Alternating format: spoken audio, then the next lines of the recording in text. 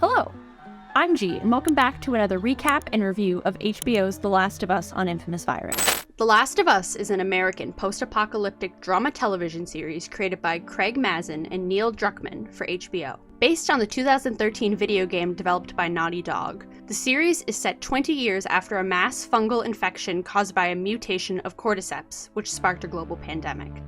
The infection causes its victims to transform into hostile, cannibalistic creatures resembling zombies. The series follows Joel, Pedro Pascal, a smuggler tasked with escorting the teenager Ellie, Bella Ramsey, across a post-apocalyptic United States. Episode 7, Left Behind. Ellie tends to Joel's wound. Joel demands Ellie abandon him to die. As she begins to walk away, Ellie stops and recalls the events that led her up to becoming infected. Several months earlier in Boston, Massachusetts, Ellie is an orphaned student at a military boarding school run by the Federal Disaster Response Agency, FEDRA. After Ellie gets in a fight, Captain Kwong encourages her to follow the rules to eventually become a FEDRA leader. Later that night, Ellie's best friend Riley sneaks into her room. Ellie is angry with Riley for joining the Fireflies, a rebel group opposing FEDRA, and leaving her alone at the school for weeks. Riley takes Ellie to an abandoned mall. Ellie is overjoyed to experience an escalator, carousel, photo booth, and arcade with Riley. When Ellie finds Riley's bed and homemade bombs, she confronts Riley about the Fireflies' violent philosophies. Riley reveals the Fireflies are moving her to the Atlanta quarantine zone, and she brought Ellie to the mall to say goodbye. Ellie initially storms out of the mall but returns to Riley. The two dance and Ellie desperately pleads with Riley not to leave. Riley agrees and they kiss. An infected, drawn to the noise, attacks the pair. Ellie eventually kills it but is horrified to realize both she and Riley have been bitten. Riley suggests they let themselves turn together, arguing that no matter how little time together they have left, it is worth fighting for. In the present, Ellie recalls Riley's words. She finds a needle and thread and starts to sew Joel's wound.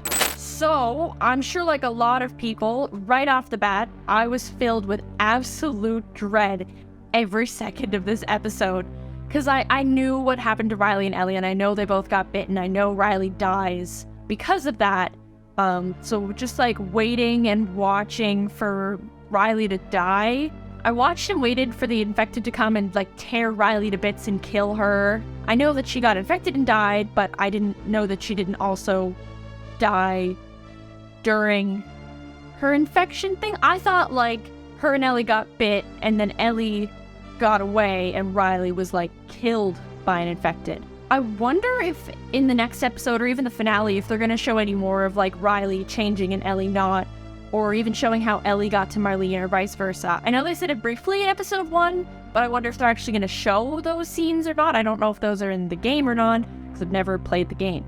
In the beginning of the flashback, I really liked the flickering fluorescent lights in the gym. As a former high school student, which I'm sure many people are, I really appreciated that because that's what the gym was like in my high school. The fluorescent lights were always flickering and everyone was miserable running around in circles. Also, teenage girls are the meanest people in the world, and this is speaking as someone who was once a teenage girl. I have a lot of things to say about teenage girls and female rage and female friendships, but that will be something I talk a lot about in another video that should be coming soon. The set design in this episode is fantastic. I loved all the space posters in Ellie's room, and just the look of the abandoned mall. I wonder if that was a real mall that they sort of distressed, or if it was an abandoned mall. I mean, if they took an already abandoned mall and distressed it even more, that's super cool. I would love to know more about that.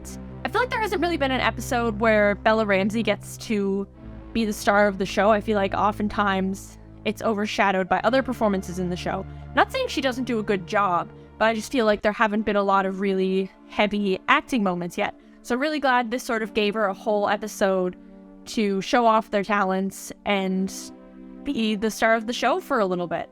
Everything they did was just so realistic, and my heart was just sinking for Ellie the entire episode, just because I was just so full of dread.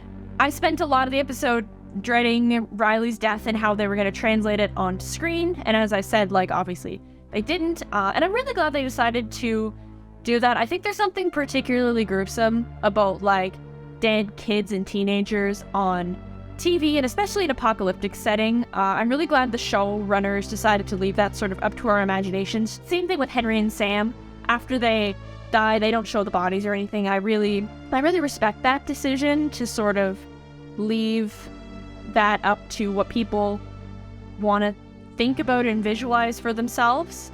I feel bad because I don't really have a lot to say about the episode this week. There was good acting, good set design. It was a good episode overall, and I wish I had more sort of in-depth points to talk about, but I don't, so I'm not going to try and force myself to. Let me know what you thought of this week's episode down in the comments. Make sure to hit subscribe and the like button, and I will see you for the episode 8 recap and review next week. Stay groovy.